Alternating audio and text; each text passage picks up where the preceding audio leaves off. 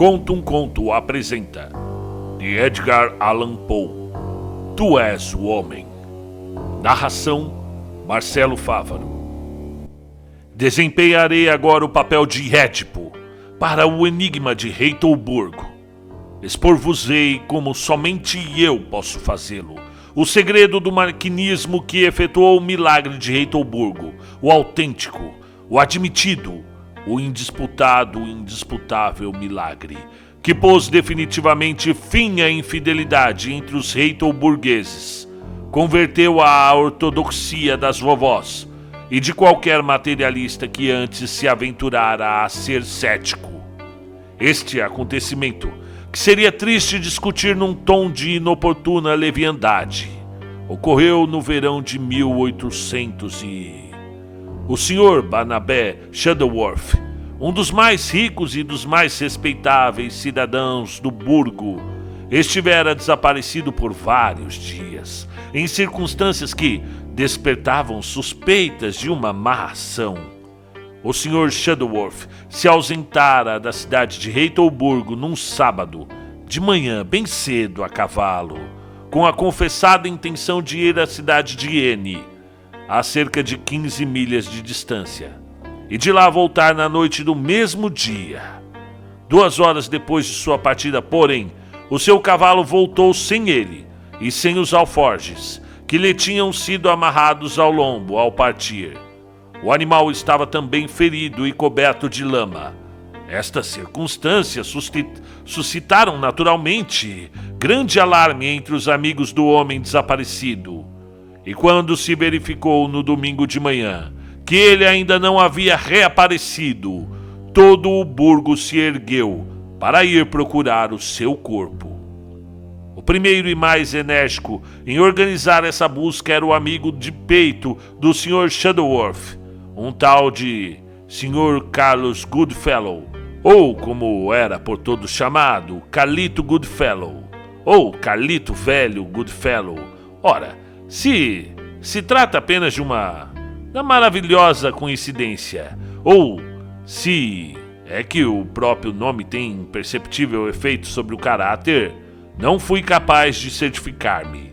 Mas é fato questionável que nunca houve ninguém chamado Carlito que não fosse um sujeito franco, valente, honesto, afável e cordial, com uma rica e clara voz, agradável de ouvir-se, e um olhar que parece encarar sempre a gente, diretamente, como se dissesse: eu tenho uma consciência limpa, não tenho medo de homem nenhum, e sou completamente incapaz de praticar uma ação indigna.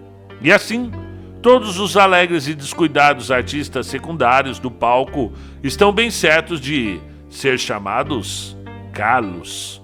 Ora, o Carlito Velho Goodfellow, embora estivesse em Reitolburgo, não havia mais de 6 meses, ou por assim dizer, e embora soubesse qualquer coisa a seu respeito antes de que viesse estabelecer-se na vizinhança, não tivera dificuldade alguma em travar conhecimento com todas as pessoas respeitáveis do burgo.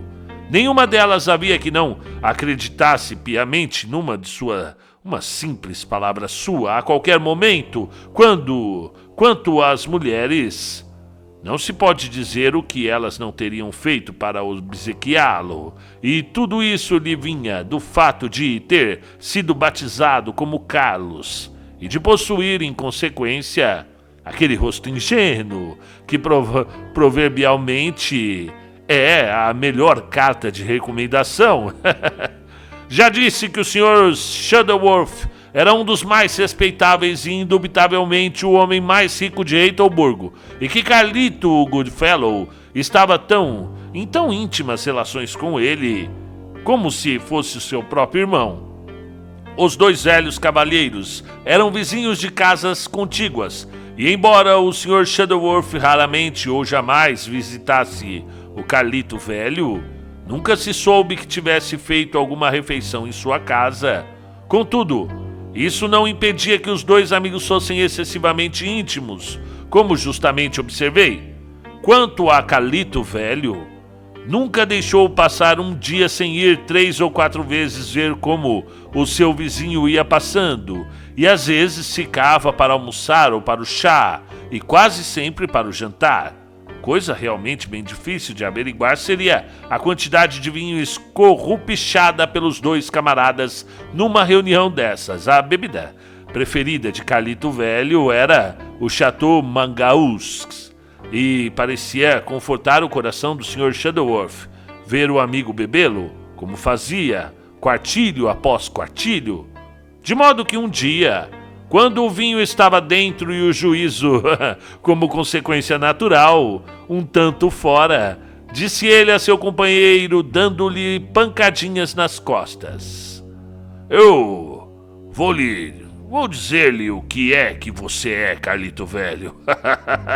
Você é indubitavelmente o sujeito mais cordial que eu jamais encontrei desde que nasci. E já que você gosta de beber vinho dessa maneira, muito me haveria de amaldiçoar se não lhe fizesse presente de uma grande caixa do Chateau Margaux." "Diabos me levem!" exclamou o Sr. Shuttleworth, que tinha o triste hábito de praguejar, embora raramente passasse de "diabos me levem", "que eu me dane", ou "com uns 600 diabos".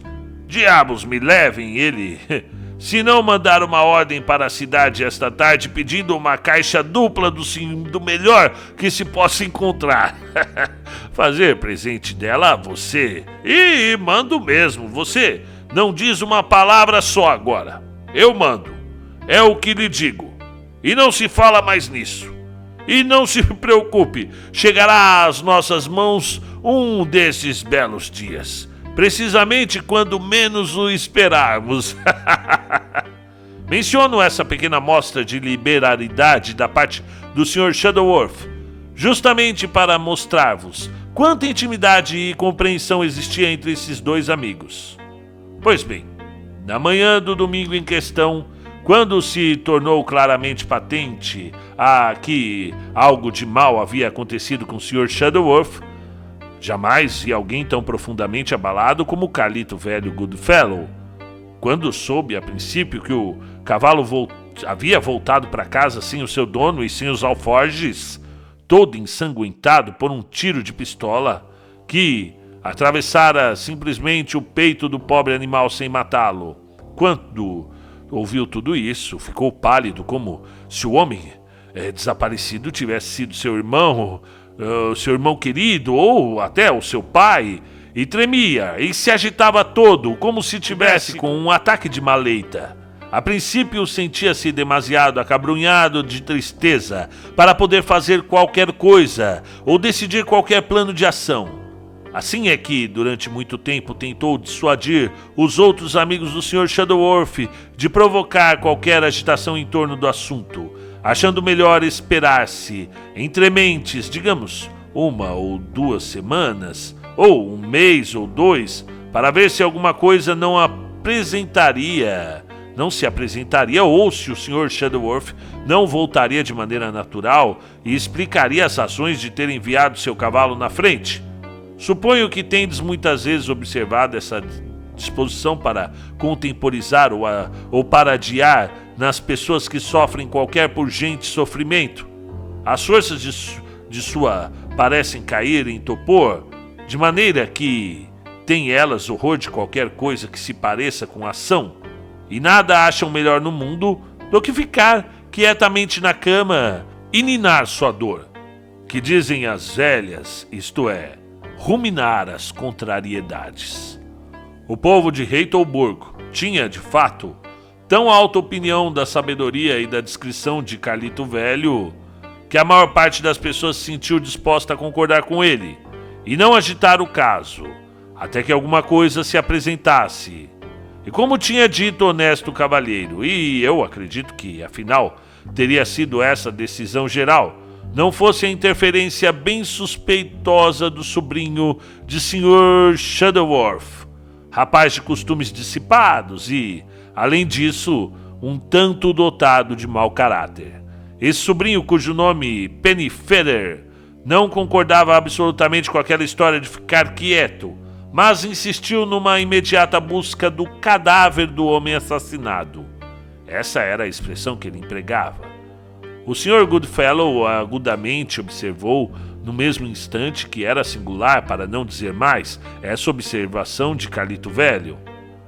Produziu também grande efeito sobre a multidão e alguém do grupo perguntou muito intencionalmente como era que o jovem, o Sr. Pennyfeather, se mostrava tão íntimo conhecedor de todas as circunstâncias relacionadas com o desaparecimento de seu rico tio, a ponto de sentir-se autorizado a afirmar inequivocamente que o seu tio era um homem assassinado. Nisso ocorreram pequenas altercações e disputas entre várias pessoas do povo, e especialmente entre Carlito Velho e o Sr. Pennyfeather. Embora esta última ocorrência não fosse de fato absolutamente novidade, pois certa má vontade se suscitara entre os dois e os últimos 3 ou 4 meses, e as coisas tinham ido tão longe que o Sr. Pennyfeather tinha realmente esmurrado o amigo do tio, por causa de um alegado excesso de liberdade que o último tomara na casa do tio, da qual era o sobrinho morador. Nessa ocasião, conta-se que Carlito Velho comportou-se com exemplar moderação e caridade cristã. Levantou-se depois de recebido o golpe, ajeitou as roupas e nenhuma tentativa fez de reação, murmurando apenas algumas palavras relativas a tomar sumária vingança na primeira oportunidade conveniente. Natural e bem injustificável ebulição de cólera que nada significava, porém, e sem dúvida, tão logo fora expressa, já estava esquecida. Seja como for, coisa que não diz respeito ao assunto agora em questão, é completamente certo que o povo de Reitelburg, principalmente em virtude da persuasão do Sr. Pennyfeather, decidiu a dispersar-se pelas regiões adjacentes em busca do desaparecido Sr. Shudderworth. Digo que chegaram a essa decisão em primeiro lugar. Depois que fora completamente resolvido que se fizesse uma busca, considerou-se quase fora de questão que os pesquisadores se dispersariam, isto é, se distribuiriam em grupos para o mais cuidadoso exame de toda a região ao redor. Não sei, porém, por que o engenhoso raciocínio foi que Carlito Velho finalmente convenceu a Assembleia de que era aquele o plano mais arrazoado do que se poderia realizar. Convenceu-os, contudo, a todos, exceto ao Sr. Pennyfeather. E afinal, ficou combinado que se faria uma busca cuidadosa e bem completa por todos os habitantes em massa, dirigidos pelo próprio Carlito Velho. Quanto a isso, não poderia haver melhor pioneiro do que o Carlito Velho, que todos sabiam possuir olhos de lince, mas embora ele os levasse a tudo quanto era recanto e buraco, fora da estrada, e linhos que ninguém jamais suspeitara existissem na vizinhança, embora a busca fosse mantida sem cessar dia e noite, durante quase uma semana, nenhum sinal do Sr. Shudderworth pôde ser descoberto. Quando digo nenhum sinal, porém, não se deve entender que falo literalmente, porque sinais, até certo ponto, certamente havia. O pobre homem tinha chegado, como se verificou pelas serraduras do seu cavalo, que eram características, a um lugar situado a 3 milhas a leste do burgo, na entrada principal que levava à cidade. Ali, o rastro desviou-se para uma vereda, através de um trecho de mata, entroncando-se a vereda novamente para a estrada principal e atalhando assim cerca de meia milha de distância regular. Acompanhando as marcas de ferradura por aquele atalho, o grupo chegou afinal a um brejo de água estagnada, oculto pelas sarças, à direita do atalho. Do outro lado do brejo, todo o vestígio do rastro desaparecera. Parecia, porém, que luta de certa natureza ali se realizara, e que algum corpo, grande e pesado, muito maior e muito mais pesado do que de um homem, tinha sido arrastado pela vereda para o brejo. Esse foi cuidadosamente dragado 2 vezes, mas não se encontrou nada, e a ponto de retirar-se sem ter conseguido chegar a resultado algum, quando a providência sugeriu ao Sr. Goodfellow o expediente de drenar toda a água. Esse projeto foi recebido com aplausos e elevados cumprimentos se dirigiram a Calito Velho por sua sagacidade e ponderação. Como muitos dos habitantes tinham paz consigo, na suposição de que teriam de desenterrar um cadáver, o drenamento foi fácil e rapidamente efetuado, e tão logo o fundo do brejo se tornou visível, e surgiu em meio à lama, restante o colete de veludo preto, que quase todos os presentes imediatamente reconheceram como pertencente ao Sr. Pennyfeather.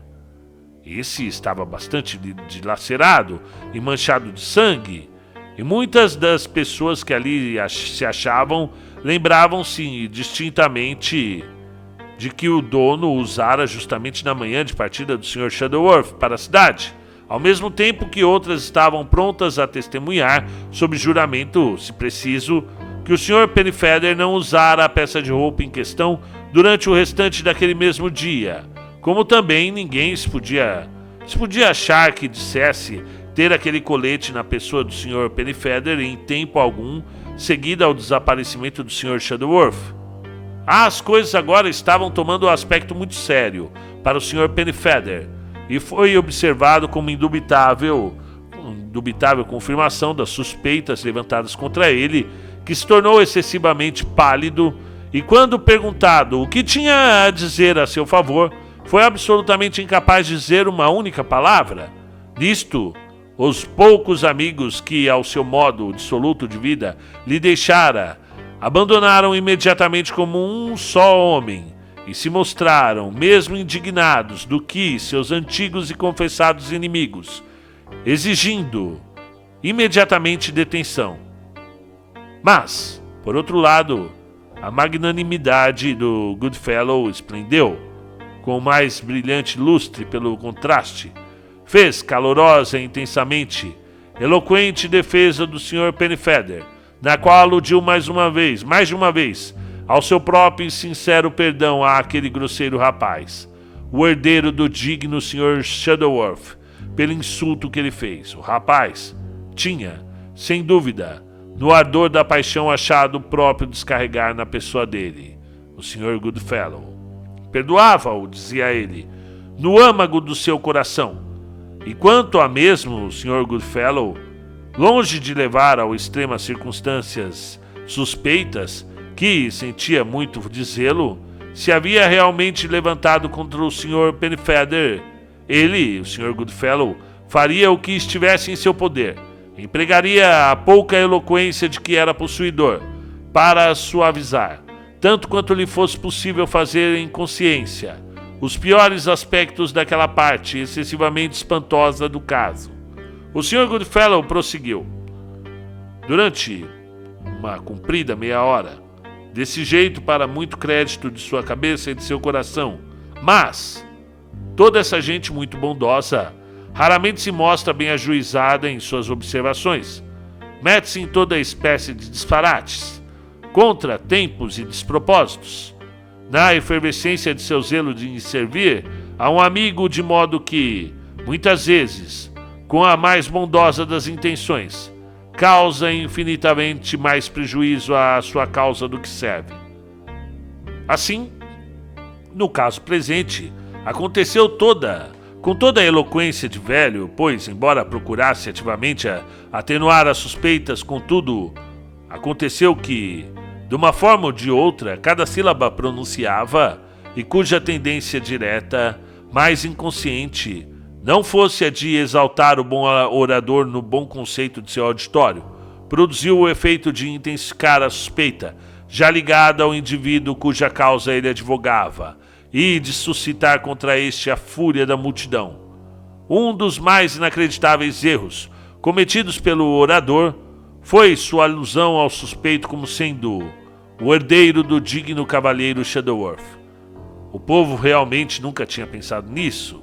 Lembrava-se de certas ameaças de deserdação proferidas uma ou duas vezes antes pelo tio, que não tinha parente vivo, exceto sobrinho, e tinha por isso encarado sempre essa deserdação como questão assentada, Tão simplórios eram os reitorburgueses, mas a observação de Carlito Velho levou-os imediatamente a considerar o ponto, fazendo-os ver que a possibilidade das ameaças nada mais tinha sido que uma ameaça. E logo, diretamente, ergueu-se a questão do cui bono, questão que, muito mais do que concorreu para ligar o rapaz ao terrível crime aqui, no de poder vir a ser um mal-entendido, permiti-me uma rápida digressão para simplesmente observar que a frase latina, excessivamente breve e simples, por mim empregada, é invariavelmente mal traduzida e mal entendida. Cui bono, em todas as novelas famosas e em qualquer outra parte, nas da Senhora Gore, por exemplo, a de Cecílio, mulher que cita todas as línguas, do caldaico ao chicausal, e foi ajudada no seu aprendizado, abre aspas, quando necessário por um sistemático plano do Sr. Bedford. Em todas as novelas famosas, dizia eu, das de Bower e Dickens, as de Turnapenny, Ainsworth, as duas pequenas palavras latinas, cui bono, traduzidas como com que propósito, ou como se fosse quo bono, com que utilidade. Sua verdadeira significação, no entanto, é para beneficiar a quem. Cui é a quem. Bono, o benefício, fecha aspas. É uma frase puramente legal e aplicável, precisamente a casos como o que temos agora a considerar, onde a probabilidade de autor da façanha gira sobre a probabilidade do benefício em acréscimo para esse indivíduo, ou para o que resulta do cumprimento da façanha. Ora, no presente caso, a questão cui bono muito diretamente implicava o Sr. Pennyfeather. O seu tio havia ameaçado de deserdá-lo depois de haver feito um testamento em seu favor, mas a ameaça não fora realmente mantida. O testamento não fora alterado, supunha-se. Se tivesse sido alterado, o único motivo provável para o crime por parte do suspeito seria sido o vulgar da vingança. E mesmo este teria sido contrabalançado com a esperança de se reintegrado nas boas graças do tio. Mas, se o testamento não estivesse alterado, enquanto a ameaça de alteração permanecesse suspensa sobre a cabeça do sobrinho, era de supor-se imediatamente o incitamento mais forte possível para a cidade. E assim concluíam bem sagazmente os dignos burgos de Reighton. O Sr. Pennyfeather foi, consequentemente, detido na mesma hora, e a multidão, depois de mais algumas buscas, voltou para casa levando-o preso. Em caminho, porém, outra circunstância ocorreu, tendente a confirmar a suspeita existente. O Sr. Goodfellow, cujo o zelo o levava a ficar sempre um pouco à frente do grupo, foi correr subitamente para a frente e curvar-se depois de poucos passos, aparentando apanhar um pequeno objeto dentre a relva. Tendo examinado rapidamente, observaram também que ele fazia uma espécie de semi-tentativa de ocultá-lo no bolso de seu paletó. Esse gesto foi percebido, como eu disse, e consequentemente apanhado, quando se verificou que o objeto apanhado era uma faca espanhola, que uma dúzia de pessoas imediatamente reconheceu pertencente ao Sr. Pennyfeather. Assim, além disso, suas iniciais estavam gravadas no cabo. A lâmina daquela faca estava bem aberta e ensanguentada. Nenhuma dúvida restava agora a respeito da culpabilidade do sobrinho. E logo depois que chegaram a Reitorburg, foi ele conduzido à presença de um magistrado para ser interrogado. Ali, as coisas tomaram de novo um aspecto ainda mais desfavorável. Interrogado a respeito de seus passos na manhã do desaparecimento do Sr. Shuttleworth, teve o prisioneiro a absoluta audácia de confessar que justamente naquela manhã estivera com seu rifle de caçar veados na imediata vizinhança de onde o colete manchado de sangue fora descoberto, graças à sagacidade do Sr. Goodfellow. Este último adiantou-se então e, com lágrimas nos olhos, pediu permissão para ser interrogado. Disse que um agudo censor dever para o seu criador, e não menos para os seus companheiros, não lhe permitia que permanecesse por mais tempo em silêncio. Até então, o mais sincero afeto pelo rapaz, não obstante o mau tratamento que o último infligira a ele, Goodfellow. Induzido a levantar todas as hipóteses que a imaginação pudesse sugerir, a fim de tentar explicar o que parecia suspeito nas circunstâncias que falavam tão seriamente contra o Sr. Pennyfeather, mas estas circunstâncias eram agora tão totalmente convincentes, tão condenatórias, que não hesitaria por mais tempo e contaria tudo quanto sabia, embora o seu coração, o do Sr. Goodfellow, Carlito, com esse esforço se fizesse em pedaços. Passou então a relatar que, na tarde do dia anterior, ao da partida do Sr. Shuttleworth, aquele digno cavalheiro tinha referido a seu próprio sobrinho em sua presença do Goodfellow, Carlito, que no fim de sua ida à cidade no outro dia ia fazer um depósito de uma soma em dinheiro insolitamente elevada no Banco da Lavoura e do Comércio, e que, nessa mesma ocasião, dito Sr. Shuttleworth tinha distintamente confessado ao dito sobrinho sua irrevogável decisão de rescindir o testamento originalmente feito e de deixá-lo sem um vintém. Ele, testemunha, apelava agora solenemente para o acusado, a fim de afirmar se o que ele, a testemunha, acabava de relatar era ou não a verdade, em todos os seus pormenores substanciais. Para grande espanto de todos os presentes, o Sr. Pennyfeather admitiu francamente que era a pura verdade. O magistrado, então, seu dever, mandar 2 policiais dar uma busca no quarto do acusado, na casa do seu tio, voltaram imediatamente com a bem conhecida carteira de couro vermelha com cantos de aço, que o velho costumava usar durante anos. Os valores que continha, porém, tinham sido retirados, e o magistrado em vão tentou obrigar o prisioneiro a confessar o uso deles ou o lugar em que ele os ocultara. De fato, negou ele obstinadamente que soubesse de qualquer coisa a respeito daquilo. Os policiais também descobriram entre a cama e o saco de roupas do infortunado homem uma camisa e um lenço de pescoço, ambos marcados com as iniciais de seu nome e ambos horrendamente manchados com o sangue da vítima. Bom, nessa conjuntura que foi anunciado que o cavalo do homem assassinado acabava justamente de expirar na estrebaria em consequência do tiro que recebera, e foi proposto que o Sr. Goodfellow que se fizesse imediatamente a necropsia do animal com o objetivo, se possível, de encontrar a bala. Foi tudo efetivamente realizado.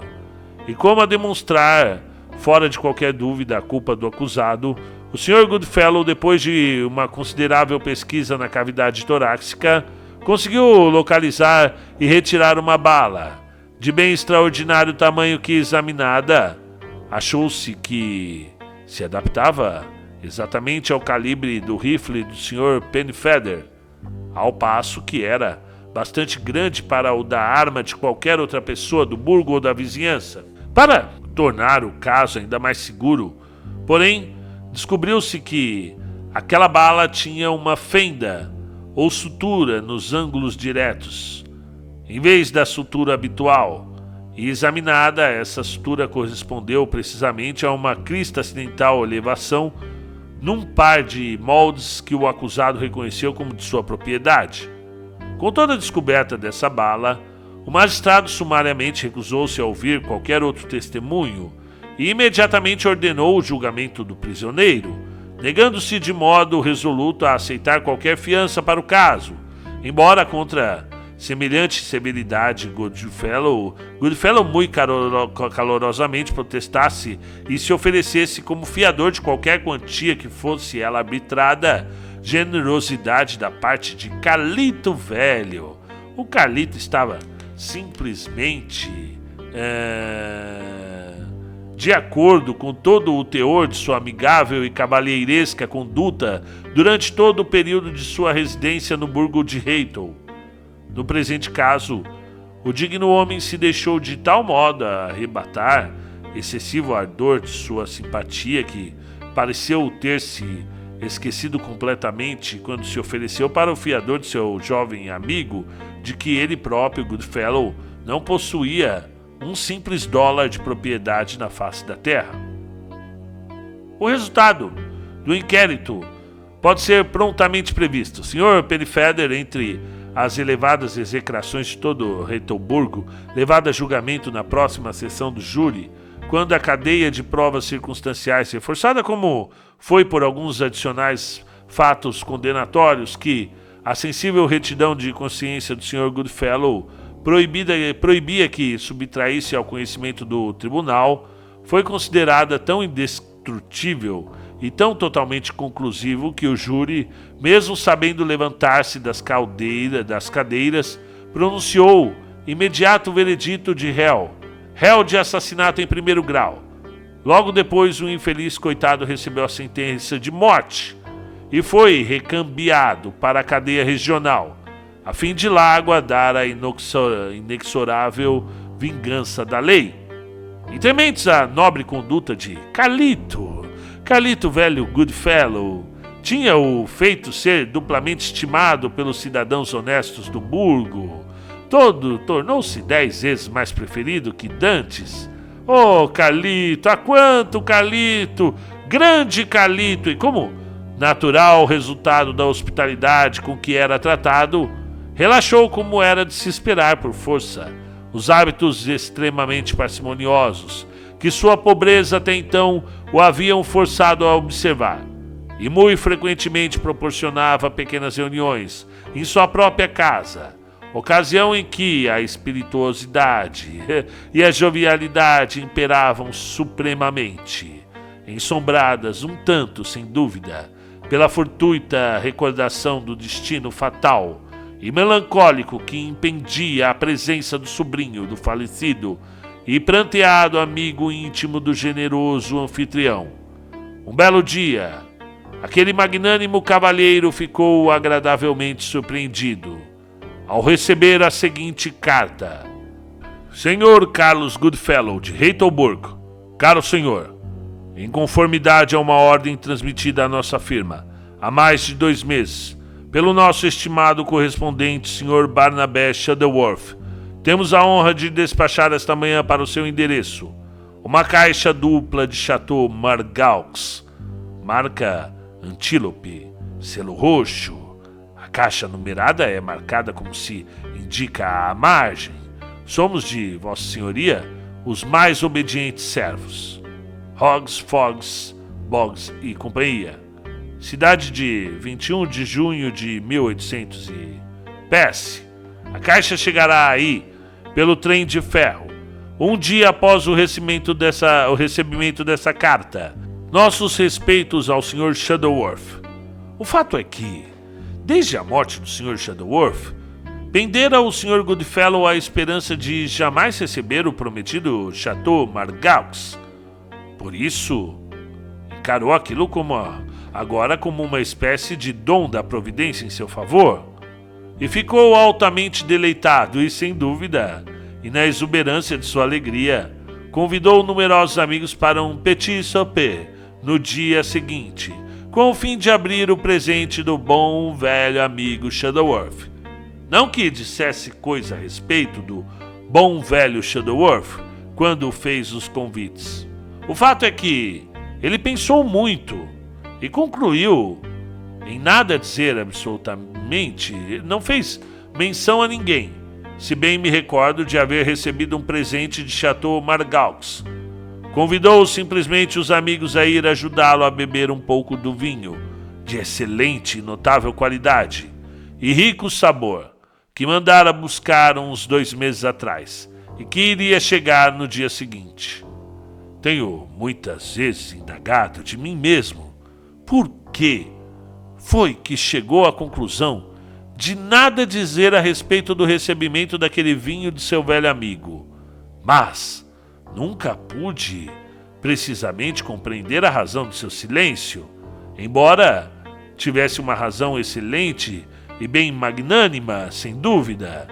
Chegou, afinal, o dia seguinte, e com ele apareceu em casa do Sr. Goodfellow uma numerosa e altamente respeitável companhia. De fato, metade do burgo que ali se achava, eu mesmo me encontrava no número dos presentes, mas, para grande vexame do anfitrião, o Chateau Margaux não havia chegado até o último instante. E quando já tinham feito todos os convidados ampla justiça à suntuosa ceia proporcionada por Calito Velho, chegou afinal uma caixa monstruosamente grande. E como toda a companhia estivesse de excessivo bom humor, decidiu-se, nemine e contradicente, que seria colocada sobre a mesa e o seu conteúdo retirado imediatamente. Dito e feito. Dei uma ajuda também e num instante tínhamos sobre a mesa, no meio de todas as garrafas e copos, não poucos dos quais se quebraram na confusão, Calito Velho, que lindamente embriagado e de rosto excessivamente vermelho, tomou então uma cadeira, com um ar de fingida dignidade, à cabeceira da mesa, e bateu com furor sobre ela com uma garrafa, convidando a companhia a manter a ordem durante a cerimônia do desenterro do tesouro. Depois de algumas vociferações, o silêncio foi afinal restaurado, e como acontece muitas vezes em casos semelhantes, seguiu-se profundo e admirável silêncio. Sendo então solicitado a abrir a tampa, cumpri a tarefa. Sem dúvida, com infinito prazer, inseri um formão e, dando-lhe umas leves marteladas, a tampa da caixa subitamente fora e no mesmo instante saltou em posição de quem está sentado, encarando diretamente o anfitrião, o corpo ensanguentado e quase podre do assassinado Sr. Shuttleworth. Contemplou em cheio, durante poucos segundos, fixa e tristemente, com os seus olhos mortos e baços, o rosto do Sr. Goodfellow. Mas, clara e marcadamente pronunciou as palavras: "Tu és o homem." Meu Deus! E depois, caindo sobre um lado do peito, como se totalmente satisfeito, esticou os membros, tremendo sobre a mesa. A cena que se seguiu está além de qualquer descrição. A carreira para as portas e janelas foi terrível, e muitos dos homens robustos que se achavam na sala perderam por completo os sentidos, tomados de pânico e horror. Mas, depois da primeira e selvagem explosão de tumultuoso terror, todos os olhos se fixaram em Sr. Goodfellow. Se 1000 anos viver, jamais poderei esquecer a agonia do que mortal que se estampava naquele seu rosto lívido, até então rubicundo de triunfo e de vinho.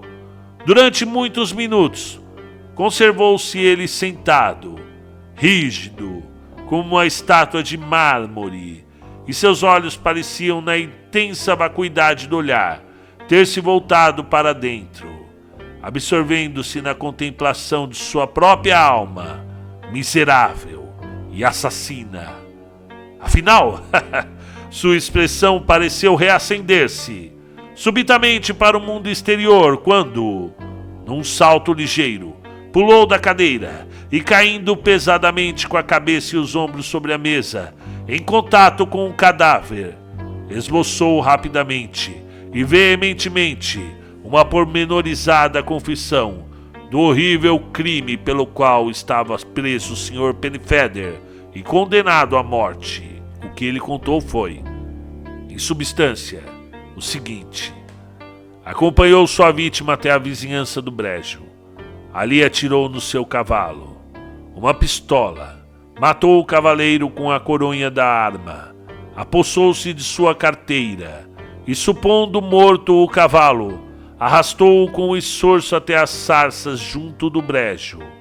Em seu próprio animal, colocou o cadáver do Sr. Shuttleworth e assim o levou até um esconderijo seguro e distante, através das matas. O colete, a faca, a carteira e a bala foram colocados por ele próprio nos lugares em que foram encontrados. Com o fito vingar-se do Sr. Pennyfeather, tinha também tramado a descoberta do lenço e da camisa manchados, já para o fim daquela narrativa de fazer gelar o sangue. As palavras do miserável assassino tornaram-se gaguejantes e surdas. Quando a confissão chegou afinal ao termo, ele se levantou, afastando o cambaleante da mesa, e caiu, morto. Bem, os meios pelos quais aquela felizmente oportuna confissão foi extorquida, embora eficientes, eram na realidade simples. O excesso de franqueza do Sr. Goodfellow havia-me desgostado e excitado minhas suspeitas desde o princípio. Eu estava presente quando o Sr. Pennyfeather lhe havia batido, e a odienta expressão que revelou sua fisionomia, embora momentânea, assegurou-me que a sua ameaça de vingança seria, se possível, rigorosamente executada. Estava eu assim preparando para observar as manobras do Carlito Velho, a uma luz bem diversa daquela a que as iam os bons cidadãos de Heidelberg. Vi imediatamente que todas descobertas incriminantes partiam, quer direta, quer indiretamente, dele, do Carlito. Mas o fato que claramente me abriu os olhos à verdadeira situação do caso foi o negócio da bala, encontrada pelo Sr. Goodfellow na carcaça do cavalo. Eu não havia esquecido, embora heidelbergenses o houvessem, que havia um buraco no lugar que tinha penetrado no cavalo e outro por onde ele saíra. Se fora encontrado no animal depois de haver saído, é que, evidente ali, teria sido depositada pela pessoa que a encontrou. A camisa ensanguentada e o lenço confirmavam a ideia sugerida pela bala, pois o sangue examinado revelou-se não ser mais do que do excelente clarete. Quando vinha a pensar nessas coisas, e também no recente aumento da prodigalidade e gastos da parte do Sr. Goodfellow, abriguei uma suspeita ainda mais forte, porque a conservava totalmente para mim mesmo. Entre mentes, iniciei uma rigorosa busca particular do cadáver do Sr. Shuttleworth, e com bons fundamentos, minhas pesquisas eram em lugares os mais divergentes possíveis daqueles aonde o Sr. Goodfellow conduzira seus acompanhantes.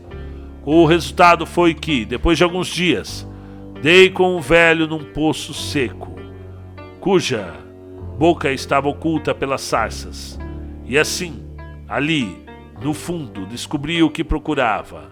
Ora, aconteceu que eu havia ouvido o colóquio entre os dois amigos, quando o Sr. Goodfellow tinha levado seu anfitrião a prometer-lhe uma caixa de Chateau Margaux.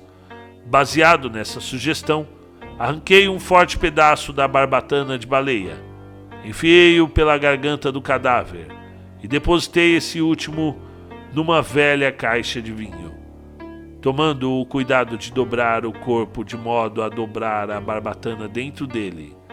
Dessa maneira, tive de fazer forte pressão à tampa para conservá-la fechada enquanto segurava com pregos, e previ sem dúvida que logo que estes últimos fossem removidos, a tampa saltaria e o corpo se levantaria.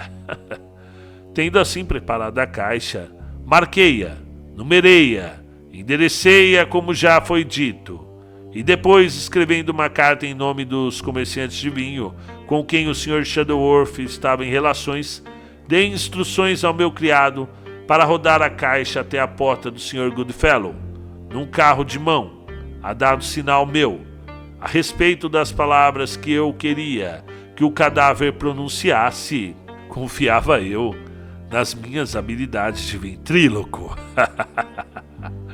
Quanto ao seu efeito, contava com a consciência do miserável assassino. Creio que nada há mais a explicar. O Sr. Pennyfeather foi imediatamente posto em liberdade. Herdou a fortuna do seu tio. Aprendeu bem as lições da experiência. Virou nova página e levou nova vida. Sempre, felizmente, em progresso. Fim do conto de Edgar Allan Poe. Tu és o homem. Gente, que legal esse conto. Eu tô aqui me segurando para fazer comentários próprios no meio da narração. Nunca tive vontade de falar palavras minhas no meio da narração, mas sabe quando você fala, é ele, é ele, é ele. Boa história de Edgar Allan Poe. Eu preciso ver aqui o ano que ela foi escrita. Provavelmente ela serviu de inspiração para depois ele criar o Dupin, né, e os Crimes da Rua Morgue, a Carta Roubada, o Mistério de Marie Roget. Mas, gente, eu sempre vou encontrar um conto novo de Edgar Allan Poe. Ele que é um mestre, é o escritor preferido de uma porrada de gente que gosta de leitura, que eu pergunto, que eu converso, que eu encontro por aí. Muita gente fala, Edgar Allan Poe, Claro, tem gente que prefere o Lovecraft, o Stephen King, mas, gente, não tem comparação. Eu também gosto muito do King, mas isso aqui é uma base de um gênero, a criação de um gênero. Não só o gênero de terror, o gênero policial e o próprio gênero conto, apesar do conto ser presente na história da humanidade desde os primórdios, mas o gênero em prosa, conto, primeiro grande contista, eu acredito que seja o Edgar Allan Poe. Não estou lembrado aqui. Você vai ter os cantos da Cantuária, você vai ter as Mil e Uma Noites, mas com essa qualidade aqui para o Ocidente, ele é um mestre. Então, mais um conto lido aí de Edgar Allan Poe. Um grande abraço a todos. Inscrevam-se, comentem, curtam e indiquem para os seus amigos, pessoas que precisam de leitura, porque somos embaixadores da literatura mundial. Um grande abraço a todos.